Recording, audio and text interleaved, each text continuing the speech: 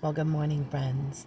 I am here again this morning on the coast and thought I would share a few minutes with you. Uh, Thank you for all your comments yesterday on my silly nose and silly moment of cheers that went out to you all. It was nice hearing from you. I wanted to just share a couple thoughts this morning. I've been kicking around in my thought. There's a song that Misty Edwards sings. There's a song Amy Grant sings. Songs have been sung for decades. Considering what love looks like. What about the love? Where is the love? Um,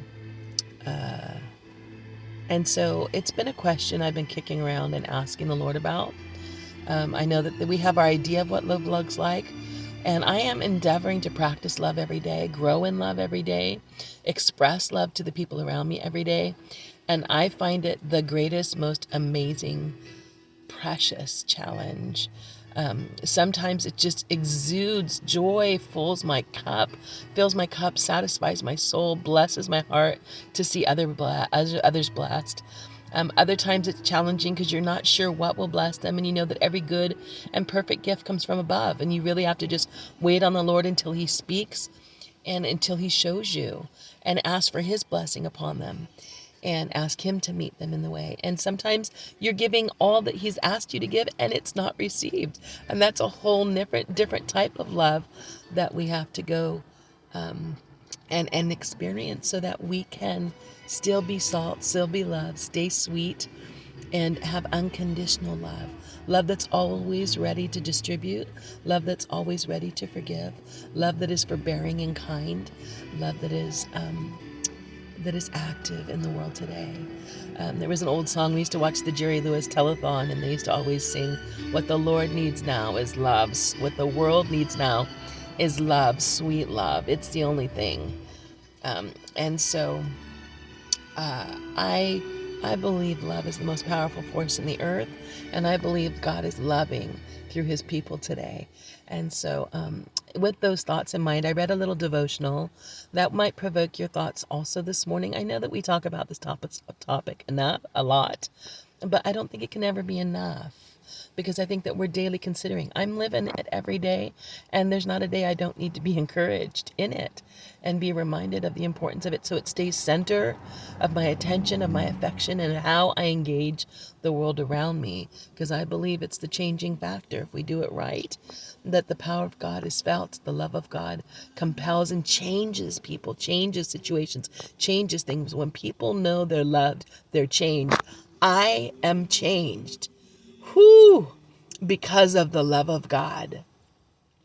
And if this message is resonating with you, it's because you've been touched by the love of God, where He met you in places that no one can. There's that song, The Alabaster Box. They don't know. They don't know. They might love you. They might appreciate you, but they don't know where you've been, and they haven't walked in your shoes or along your side the way He has. When everyone else went away, He stayed with you. He comforted you. He gave you hope for tomorrow. And when you've experienced that, you know that there's no one that is without hope. You know that if we're still here, that God's still working and that He's still endeavoring to reach, and He wants everyone to know and experience that kind of redemptive love. So I hope that this morning you will be blessed. I'm going to give you let you enjoy some of this footage here of I'm right here on the coast at Lovers Point. And for those of you that don't know, Lovers Point was actually called Lovers Point. People think it's just because honeymooners and couples come down here because it's a cute little beach cove and on the coast and romantic, but it's not. Actually, believers used to meet here up on that grass area, and they'd have prayer meetings and all kinds of worship services and baptisms down here at the beach, and they were called the lovers of Jesus, lovers of Christ, and that's how this point got its name, Lovers Point. They were lovers of Christ. So I just love that kind of history here. I hope that you'll just enjoy the view while I share this little devotion that I read this morning that I think will be a blessing in light of what I just shared. Wait, I'm trying to get my phone unlocked and it doesn't want to do it with my one hand, of course. One moment while I reach past my technical difficulties. Okay, we're here.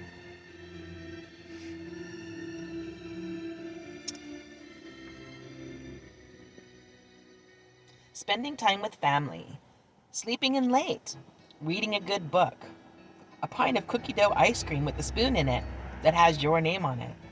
All of these can make the list of people's things that they love. Love is a word that people use frequently, but how often do we mean it when we say it? And in what way do we mean it? A wife doesn't mean the same thing when she says she loves her husband as when she says, I love watching college football. So what is love?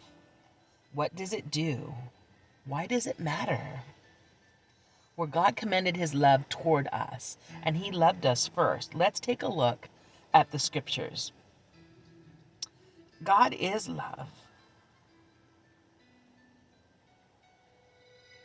Without him, there is no love, and with him, it's impossible not to love. 1 John 4:8. Check that out when you get a chance.